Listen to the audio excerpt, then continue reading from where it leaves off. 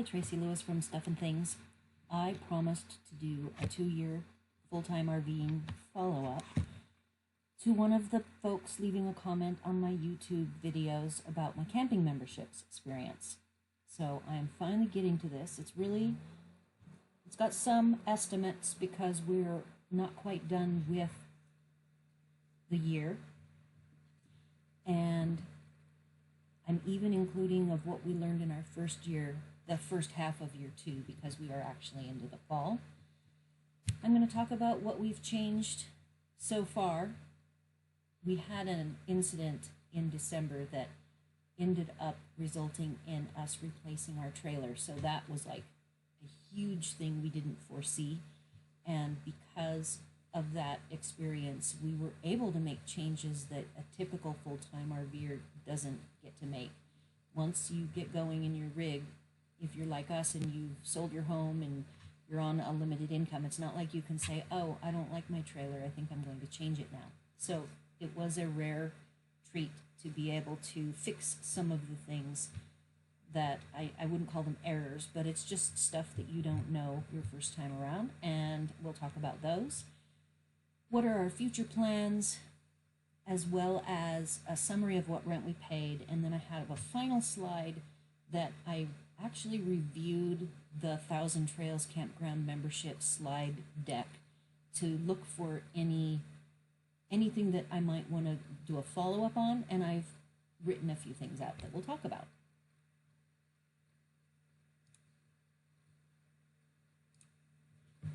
From the first year, or about the first year and a half, when we ended up replacing our trailer, we discovered that we actually never boondocked. We started camping soon after we got married, and we always boondocked for the almost 28 years that we were married while working full-time jobs. We boondocked because we had all of the luxuries of home.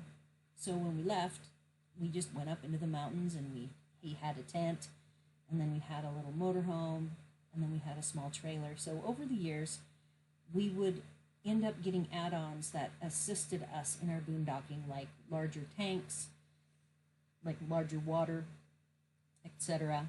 We did an inverter, we did solar panels, all that kind of thing. So with this last trailer that we've been in now since we went back on the road in May, we didn't buy any of the boondocking things. They just weren't important to us because we've discovered now that we don't have a home to return to, this is our home, and we do like to stay in campgrounds that have the basic amenities. Mainly for us, it's water and electric. We do enjoy searching out through all of our memberships, of which I've done the previous series of our various memberships that we have. We love them all, we use them all, and we always look for free to very cheap rent, so to speak, or nightly fees. The other thing we discovered within 3 months that I think I already talked about in the last series is the fact that the internet is so important to us. Because we are very productive on the internet, I run a blog, I run a little side business, my husband does tons of research, and we both play online games together. We right away discovered that having internet in the lodge just isn't enough. So we ended up getting an unlimited data plan, which has worked out great, and we are much happier. The third thing that we can just say we have personally experienced in the loss of our other trailer is having the right amount of insurance. I would say it's even more than just your insurance on your rig and what kind you have for your rig, but even health care, and if you need life insurance, what kind of coverage you have for your belongings inside your trailer. Be sure to do your homework, read up what other people's experiences are, and make sure you have enough coverage to be comfortable, because if you don't, like we did, which I'll talk about in a little bit, you're going to get burned, and you're going to be really upset with yourself that you didn't plan that the way you should have, because you were assuming that nothing bad would ever happen to you, because anything can happen at any time. So I've got some stories to tell of just interesting events that have happened to us in our first year and a half of travel. The biggest thing that happened actually was this summer, aside from the loss of our trailer, which we don't even like to talk about because that's not happiness. This is actually kind of an interesting bucket list item that somebody might have. We did not have it on our bucket list, but we get to put it on there and mark it off. We went to Leavenworth as part of a little Washington State shakedown cruise of our new trailer. We stayed there for a week. We went over to Spokane. When we were in Leavenworth, a fire erupted up on the hill to the east of us, and they called it the Cougar Creek Fire. And when we left, it had covered about 1,000 acres. So it was pretty small. And when we were over in Spokane, it got really smoky while we stayed. I think we were there 10 nights. And by the end of our stay in Spokane, it was really thick with smoke. And there were 3 fires around the Spokane area causing all of the thick smoke. And the air quality was very poor. So we were glad we were leaving. As we approached our next campground, which was Quincy, the air quality was really thick. You could hardly see across the river because Quincy is over on the river, and then there's land on the other side, and you could hardly see it. So we decided that we would keep going, and we canceled our Quincy reservation and made a reservation at Leavenworth. But little did we know that Leavenworth we didn't even think about that Cougar Creek fire. We get over to Leavenworth. We get in our packet that we are at level 1 evacuation, which means you don't have to really be ready to evacuate, but be aware there is a fire in the area, and should the need arise, they will raise the level up to 2 or 3 as needed. So we were there a couple of days, and the air quality got pretty poor. We got a flyer. Actually, the ranger knocked on our door and told us we were going to level 2, and that meant we didn't have to leave. The ranger says they were encouraging everyone to leave, but it was not required, but you were required to be packed up and ready to go at a moment's notice, which for us meant hooking up our truck to the trailer to be ready to pull out in less than 10 minutes. So we hooked up the trailer, we got everything done, we only had electric, and we were ready to leave at a moment's notice. And that night, we were able to see the fire on the horizon, or the hill east of us. Just, you could see spots of fire going down the hill, and it was pretty scary. And we were thinking, maybe it would be time that we should go. But we thought we would try to stick it out. The employees were still staying, and there were a couple of long-term residents who paid for annual sites who were still on the property. The next day, when we were kind of contemplating departing, my husband got an email from Thousand Trails saying they were so sorry about the evacuation and that we were to call them to make arrangements for alternatives, that they would do their best to accommodate us. So I was able to call them. I had 2 options when we worked through the details. I could either go back to stay at the place that we already had a reservation for next. That would have exceeded our 21 days, so they couldn't let us into the park, but they would let us stay there for free in the overflow space, which at Mount Vernon is actually a nice big parking lot that's hardly ever used, and the overflow spots are over by the trees. It's not private by any means, but you have water and electric, and you're off to the side. And so that was a last resort. But before I went for that, I asked them to check Birch Bay, which is quite a bit north, but was still in our general vicinity of where we were wanting to be. And so she says, hey, I just canceled some reservations. Let me check really quick. So she got an assistant to get on a second computer, and between the 2 of them, they whipped up our reservation in a multi-part, because the way the Thousand Trails reservations system works is they do pick a spot for you, and then sometimes that spot is taken, maybe for the weekend. And so it ended up that it took 4 reservations to get our full 5 nights we had left to fill up. They got that done.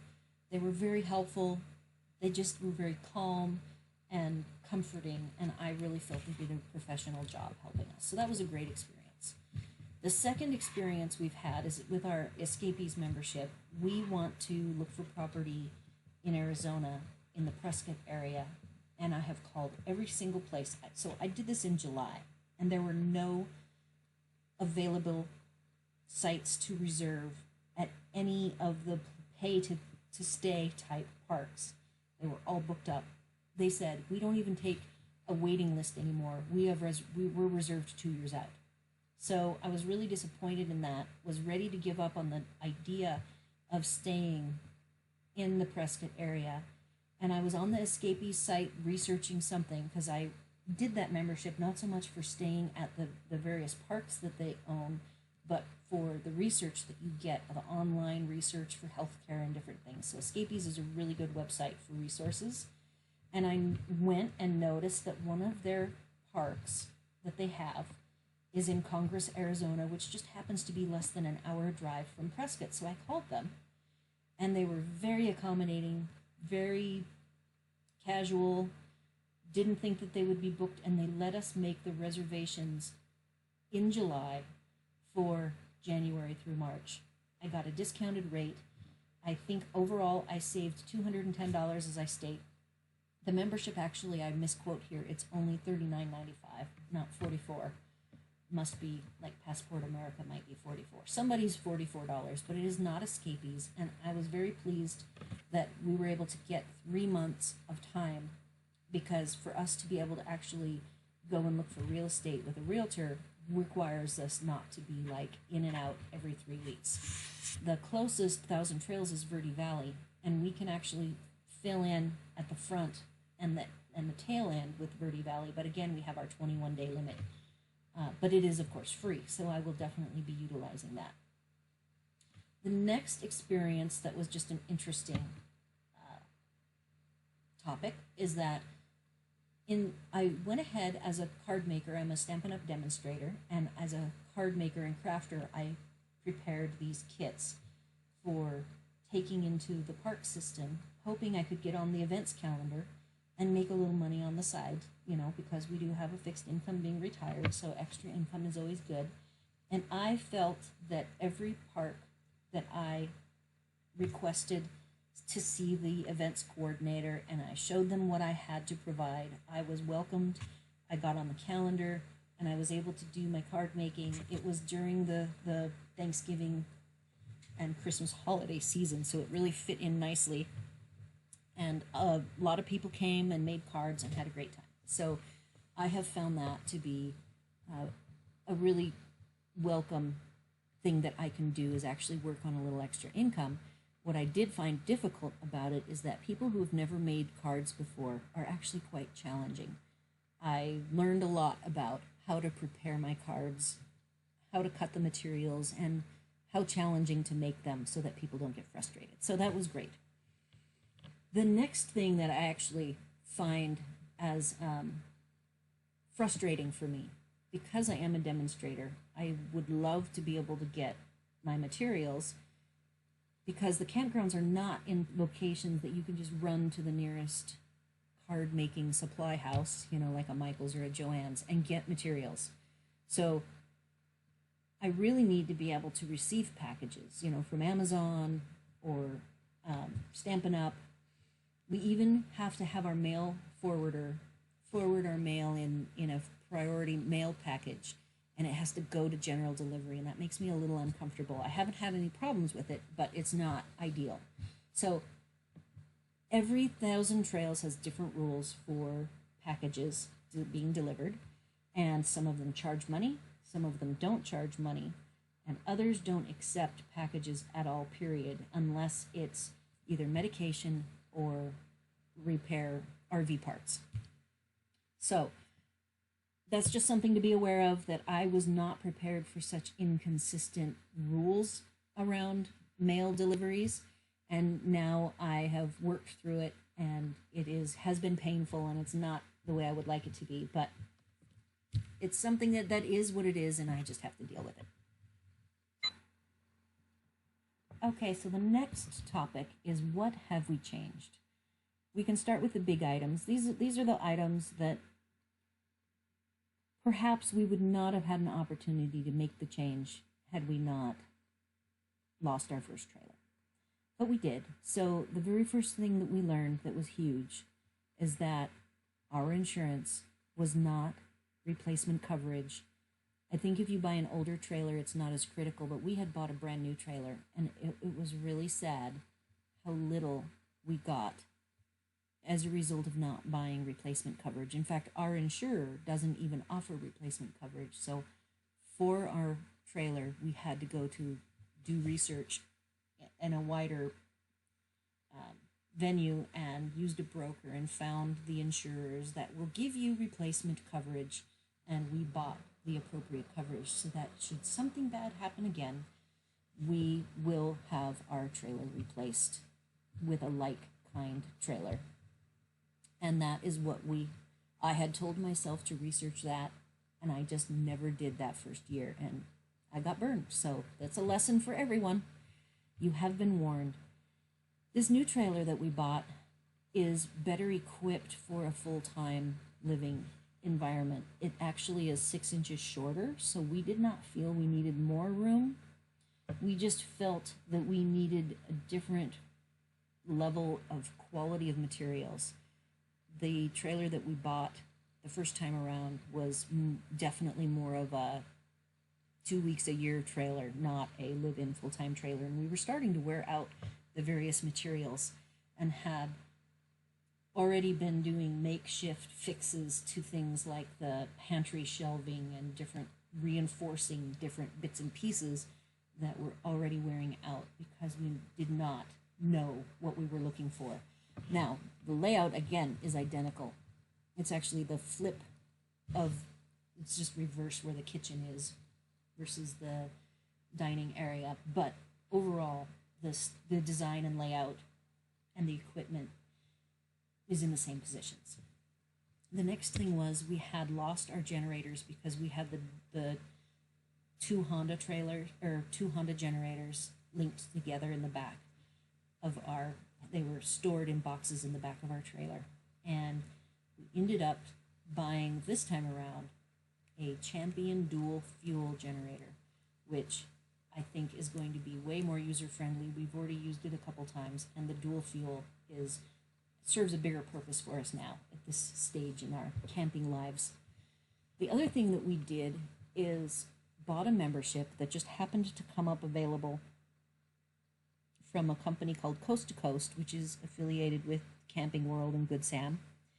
And my husband had already seen that particular membership before we bought our Thousand Trails membership, and he really wanted to get a Thousand Trails that had it, but through my research, you couldn't combine those two. And the reason why he liked Coast to Coast is that it had RV campgrounds in the states that we already like to travel, that there's very little to no representation with our other memberships that we're going to get. So here we are a year and a half later, and my broker who sold us our aftermarket Thousand Trails membership sends this email right before we're planning our Florida trek, where we're already wishing we had just better coverage in the Midwest as well as the East Coast. And it is for that particular membership called Coast to Coast. And we ended up purchasing the deluxe version, which allows us up to 2 weeks at a time in any given park for the $10 a night. During their off season and during the peak season, it's up to 2 14-night stays. So we went ahead and got that, and we already on this trek that I have been working on the details of used the Coast to Coast membership twice. So it's already coming into play here, and we just got it.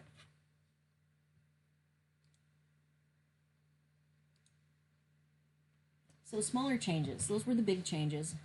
Here's our priority. At first, when we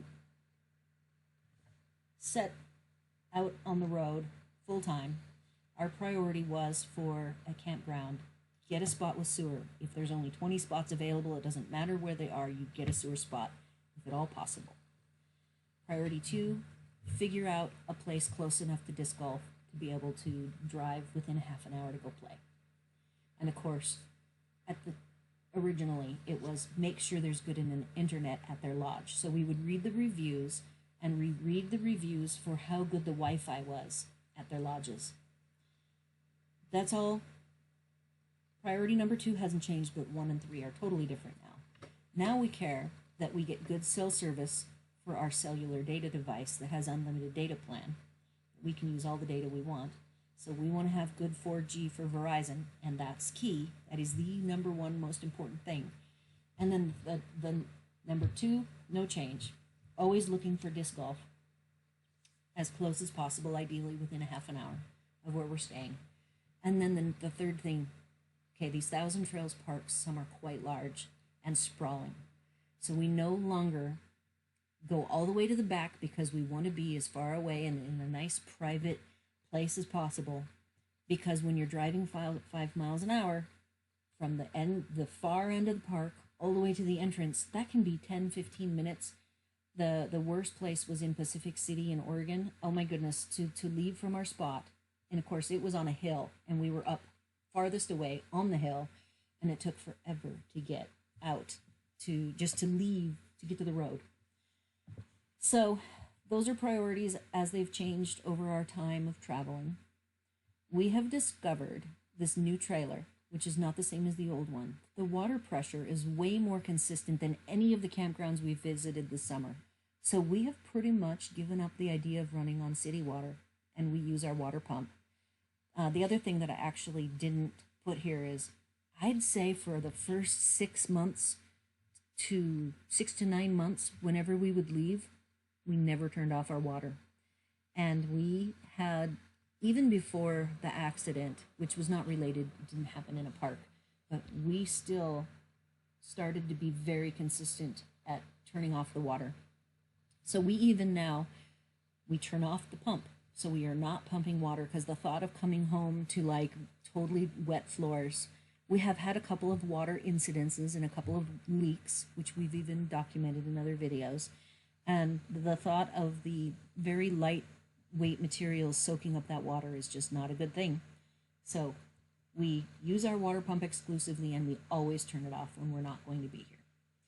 Our big blue tote that takes care of our need for sewer has this handle. It's a white round handle that fits over our ball hitch.